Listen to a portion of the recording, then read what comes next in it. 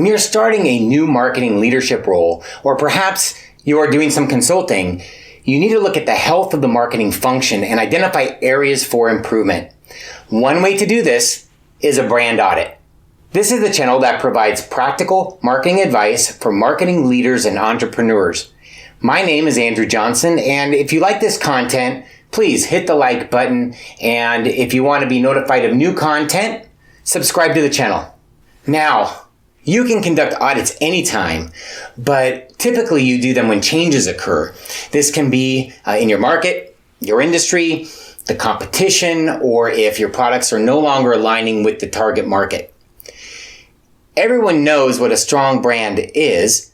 Think McDonald's, Apple, or Intel. But really, what about these names stands out? What qualities do they portray? How are they different from alternatives? We all have preconceived notions about these companies and their products based on our experiences, our perceptions, and our dealings with these companies. This is not unintentional. As much credit as advertisers want to take, it's not all about the advertising. It's much more than that. The brand is an extension of the value a company brings, and that value ultimately resides with the company culture, leadership, mission, and vision. At the end of the day, in order to fulfill the promises your brand brings, it should reflect the company core competencies. So, I suggest you always start by viewing your brand through the lens of your company mission statement. For example, let's consider Walt Disney. The Walt Disney mission statement is to entertain, inform, and inspire people around the globe through the power of unparalleled storytelling, reflecting the iconic brands, creative minds, and innovative technologies that make ours the world's premier entertainment company. This statement helps align employees around a key company principle. But when you think about brands, it just starts with this. So, how do we start evaluating the health of a brand? First, start by asking salespeople and other leaders about the value your products or services bring to customers. You can do this through one-on-one interviews, a workshop, or a survey.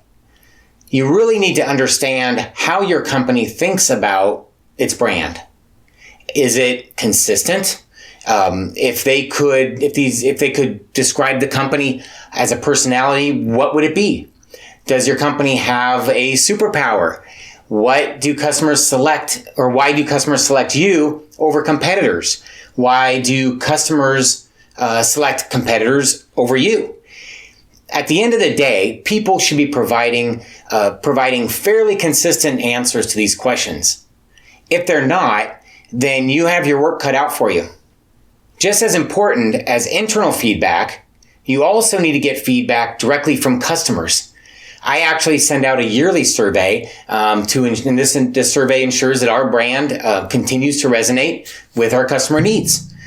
You can use something like SurveyMonkey to get started, but have customers rate your company and competitors on a variety of factors relating to product benefits and attributes. This can include price, customer service, innovation, and a number of other factors. I will include a link to a list of some questions in the description to help you get started. Third, you should review all marketing communications material, your website, literature, advertising, presentations. You need to get an understanding of what the company currently communicates. Is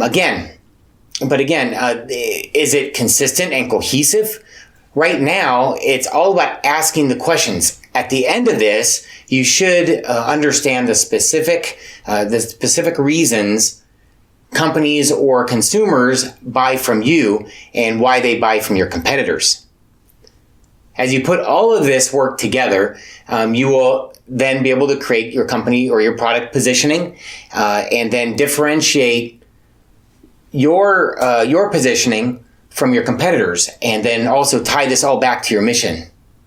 Getting back to Disney, the Disney World positioning statement leverages the mission stating, "For the young and young at heart, Walt Disney World is the theme park that best delivers on immersive and magical experience because Walt Disney World, and only Walt Disney World, connects you to the characters and worlds you most desire."